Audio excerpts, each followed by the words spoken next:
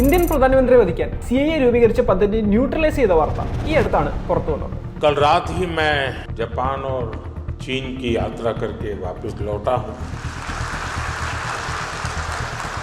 आप गया था इसकी ताली बजा रहे हो कि आया हूँ इसकी ताली बजा रहे हो. ഈ ദൗത്യം നടപ്പിലാക്കാനായിട്ട് CIA അവരുടെ സ്പെഷ്യൽ ഫോഴ്സിലെ ഒരു ഉന്നത ഉദ്യോഗസ്ഥനായ ടെറൻസ് ആർവെല്ലെ ജാക്സനെ ആ ദൗത്യം ഏൽപ്പിച്ച് ധാക്കയിലേക്ക് അയച്ചു.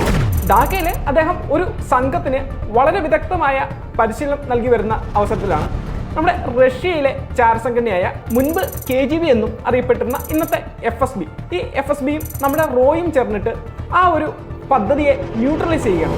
അതായത് CIA ദൗത്യത്തിന് അയച്ച ജാക്സനെ മരണത്തിന്റെ സമ്മാനം നൽകി തിരിച്ച് US അയക്കുകയാണ് ഉണ്ടായത്. അമേരിക്ക ഒരു പ്രത്യേക വിമാനത്തിൽ ലോക്കൽ ഓട്ടോപ്സി പോലും ചെയ്യാതെയാണ് ഇദ്ദേഹത്തിന്റെ മൃതശരീരം തിരിച്ചു കൊണ്ടുപോകുന്നത്. അദ്ദേഹത്തിന്റെ മരണകാരണം അദ്ദേഹത്തിന്റെ ഉള്ളിൽ ചെന്ന പൊളോണിയം 210 ആണെന്നുള്ള ഒരു സ്ഥിരീകരിക്കാത്ത റിപ്പോർട്ടും ഉണ്ട്. എന്നാൽ ഇതിന്റെ എക്സ്പെർട്ടൈസ് ആകെയുള്ളതും റഷ്യൻ ചാരസംഘടനയായ FSBക്ക് മാത്രമാണ്. ഈ രീതിയിലാണ് KGB നേരത്തെ പല ഓപ്പറേഷനുകളും നടത്തിയിട്ടുള്ളത്.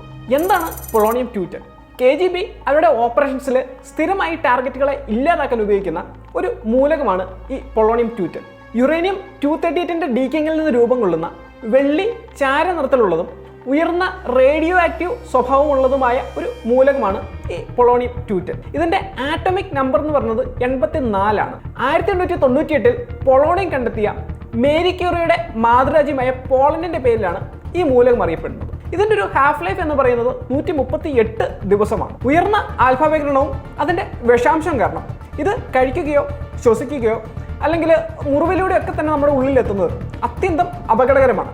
വൃക്ക, ആമാശയം തുടങ്ങിയ അവയവങ്ങളെ കേന്ദ്രീകരിച്ച് അതിന്റെ സെൽസിനെ നശിപ്പിക്കുന്ന രീതിയിലാണ് ഇവയുടെ ഒരു പ്രവർത്തനം. പൊളോണിയം 210 ഉപഗ്രഹങ്ങൾക്കും മറ്റ് ബഹിരാകാശ ഉപകരണങ്ങൾക്കും ഒരു ഊർജ്ജ സ്രോതസ്സായി അതോടൊപ്പം ബെർലിയവുമായി കലർത്തി ഒരു ന്യൂട്രോൺ സ്രോതസ് സൃഷ്ടിക്കാനും ഇതിന് കഴിയും.